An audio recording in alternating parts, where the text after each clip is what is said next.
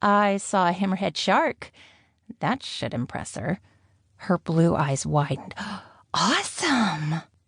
The twin slid a stylish cover-up over her bikini while I wrapped myself in a ship's towel. Hey, I looked at the girl. I didn't know her name, and it would be rude to call her Barbie. Jenny. The Barbie touched her chest. My twin sister is Jessie. She's the one with the dimples. Jenny, I repeated, although I hadn't noticed one had dimples and the other did not. Was Laurel in your boat? Who? Laurel Pardo. Remember the tall woman in the lounge with us last night, telling us all that cool stuff about tortoises? Jenny ran a finger across her forehead. The sunlight caught the sparkles in her aqua nail polish. Dark hair, long bangs, and long nose. Isn't she some kind of wildlife photographer? I nodded. She calls herself a researcher, but she takes great pictures. Yeah, my dad said something about her last night. Don't think I saw her today. You're sure? She wasn't in your boat? Picked up last? Jenny bit her lip as if concentration took a lot of energy. I'm not positive.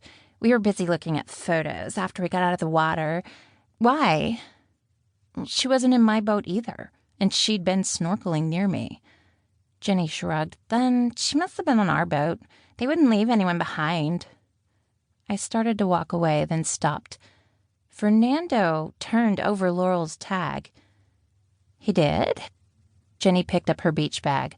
That's weird. She frowned at the teak deck, then looked back at me. Maybe she just forgot to turn it over herself? My sister forgot yesterday, and Fernando turned her tag over for her. I passed Laurel's cabin on the way to my own, which was further down the hall. I paused, knocked, but there was no answer. Ear pressed against the heavy wooden door, I listened. Was that sound of running water Laurel's shower, or was it coming from the cabin next door? Although Laurel and I had only met a few days ago, at the beginning of this 7-day Galapagos cruise, I felt a blossoming camaraderie that I was certain would endure after the trip was over. Laurel Pardo, an Ecuadorian-American researcher in her late 20s, just a few years older than I, had spent years studying the wildlife of the Galapagos region, and she told fascinating stories about her experiences. She knew as much, if not more, than the guides. Listening to her witty commentary helped take my mind off my troubles back home.